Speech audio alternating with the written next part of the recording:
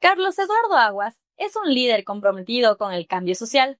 Desde su experiencia política y su activismo juvenil, busca promover una cultura basada en la educación, el liderazgo y la participación ciudadana, como alternativa frente a la narcocultura. Bienvenido, Eduardo. La narcocultura, un tema delicado de abordar en el contexto de violencia desmedida que atraviesa el país, protagonizados por denominados grupos de narcoterroristas. ¿No le preocupa su seguridad?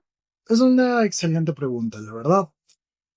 Martin Luther King dijo que el hombre que aún no ha descubierto por lo que morir no es digno de vivir. Profundizando un poquito, te digo que sí, obviamente te preocupa tu seguridad cuando le hablas de frente al narcotráfico, le hablas de frente a los grupos de delincuencia organizada, pero hay algo que me preocupa aún más, la sociedad en la que estamos viviendo. Ya vivimos un riesgo constante al salir a la calle, al abrir nuestros negocios. Nuestra vida ya está amenazada. Y esto viene de la mano de esta normalización de las conductas delictivas. Creo que es súper importante hacer algo al respecto ahora para que nuestra sociedad pueda recuperar la paz, para que nuestros hijos, para que nuestros hermanos puedan vivir en un contexto muchísimo más sano. Eduardo, ¿nos podrías comentar un poco más sobre el tema de la narcocultura? Claro, la narcocultura básicamente es cuando la gente empieza a ver como chévere o como normal lo que hace un narcotraficante. Cuando la gente empieza a imitar su modo de vestir, a cantar sus canciones, a idolatrar su poder o su dinero sin preguntarse de dónde viene, sin tomar en cuenta que se obtiene a través del dolor, del sufrimiento, incluso de la muerte de otras personas. Te pongo un ejemplo. Un niño o un adolescente que crece viendo series o películas donde se pone al narco como el héroe y donde se visibiliza su poder, su fortuna, sus mujeres, sus autos de lujo, inmediatamente va a decir yo quiero ser como él, sin preguntarse si está bien o está mal, qué es lo que hizo para obtenerlo. Entonces, creo que la narcocultura se debería abordar como lo es, un problema de seguridad nacional y de salud mental pública. ¿Por qué se considera un problema de seguridad nacional? La ministra de Educación, Alegría Crespo, dijo en una entrevista, nuestros niños ya no sueñan con ser astronautas, ahora sueñan con ser capos de la mar. Esto es un tema bastante preocupante y bastante profundo también. Si tú vas a una escuela o a un barrio y les preguntas a 10 adolescentes qué quieren ser cuando sean grandes, probablemente 3 de ellos te van a decir que quieren ser narcos o que quieren dedicarse a cualquier tipo de actividad que les genere dinero de manera rápida.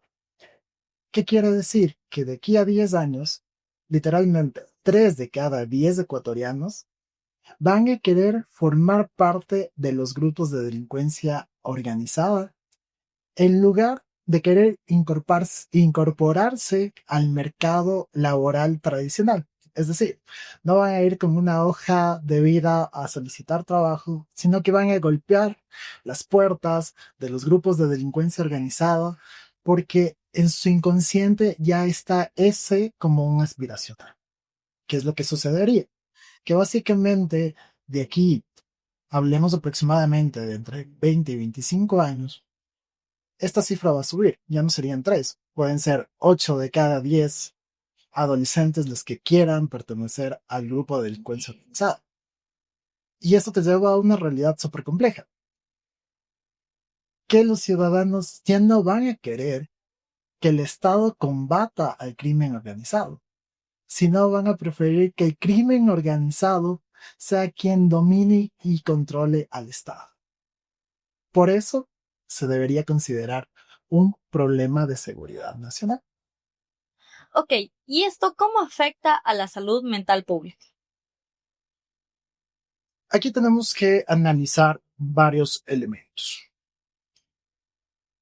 La pobreza, la falta de atención, la falta de sentido de pertenencia, el abandono de los últimos gobiernos de turno y la exposición constante a este tipo de contenidos que glorifiquen a el narco o a muchas actividades ilegales generan una vulnerabilidad y una fragilidad, sobre todo de los jóvenes que todavía no tienen un criterio formal.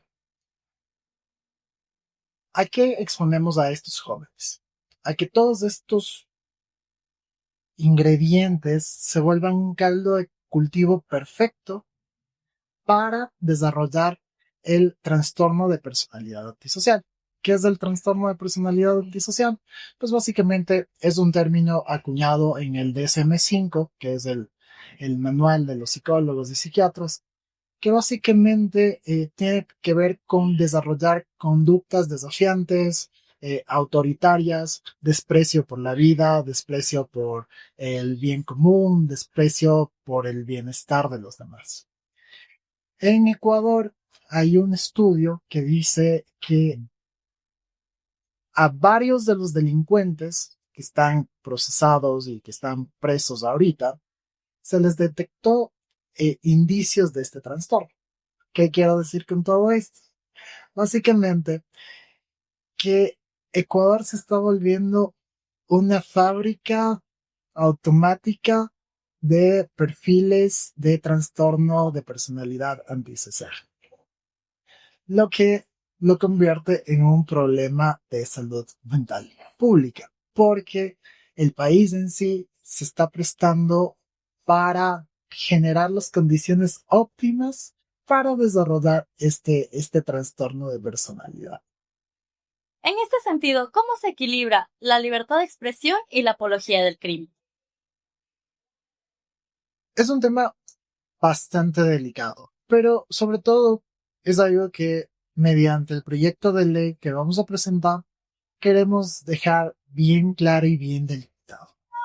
La libertad de expresión es la libertad que todos tenemos a decir lo que pensamos, pero la libertad de expresión no es algo ilimitado y sobre todo no es algo exento de responsabilidades. Si al momento de expresarte tú estás dañando a otras personas, pues básicamente ya estás atentando contra sus derechos. Para darte un ejemplo puntual, el artículo 393 del COI ya sanciona la apología del delito. Dice que, en resumen, que cualquier persona que en cualquier medio de comunicación haga apología o justifique al cometimiento de un delito o situaciones similares, puede ser hasta privada de su libertad. Entonces, lo que buscamos con este proyecto de ley es introducir el concepto de narcocultura, el concepto de narcoterrorismo, de terrorismo y delimitar perfectamente la existencia legal de estos delitos dentro de la legislación. ¿Qué papel tienen los medios de comunicación y las plataformas digitales? Los medios de comunicación tradicional y las plataformas digitales tienen un papel protagónico porque básicamente son los vehículos mediante los cuales la narcocultura viaja hasta los receptores de nuestra sociedad. Por ello, en nuestro proyecto de ley establecemos responsabilidades para las plataformas digitales como Netflix, como Spotify, como YouTube, como Facebook, Instagram y todas las plataformas que están disponibles en nuestro país para poder tener un control y que evitemos que tú estés un domingo en familia y mientras Netflix está en modo espera, te aparezca Sobreviviendo Escobar, número 2 en tendencias en el Ecuador. Y que porque está en tendencia, un niño de 10 años que puede estar solo, empiece a verlo. ¿Qué alternativas se puede ofrecer a los jóvenes para contrarrestar la narcocultura? Es un tema bastante complejo y profundo. Te explico. Actualmente, el gobierno nacional está teniendo una política fuerte contra los grupos de delincuencia organizada. Y está bien, pero no es suficiente. Personalmente creo que tenemos que trabajar en temas de educación, en el tema de visibilización de líderes positivos, es decir, deportistas, médicos, abogados, ingenieros, las profesiones que ahora se ven como aburridas y poco atractivas para jóvenes, y también en reparar esa noción del pacto social. ¿Sabes qué es el pacto social? No. Exacto. Y no te culpo porque es algo en lo que el sistema de educación no está trabajando. El pacto social básicamente es un contrato filosófico entre el Estado y sus habitantes. Los habitantes se comprometen a respetar las reglas, los de convivencia, las normas, las leyes y demás para vivir en un estado de paz. Que el Estado también tiene su contraparte. Si esto se ignora, literalmente, da lugar a que este tipo de conductas violentas se normalicen porque nadie te dijo que debías comportarte bien. Sí, se debería asumir, pero en este momento no pasa. Entonces, tienes que trabajar desde esa arista también de darle sentido y poder a ese contrato social. De decir, ok, yo soy miembro de esta sociedad y como miembro de esta sociedad yo tengo que respetar estas normas o estas leyes específicas para garantizar una convivencia equilibrada y pacífica. ¿Qué medidas propones para enfrentar este problema? Para enfrentar este problema, como te comentaba, hay que hacer un trabajo integrado.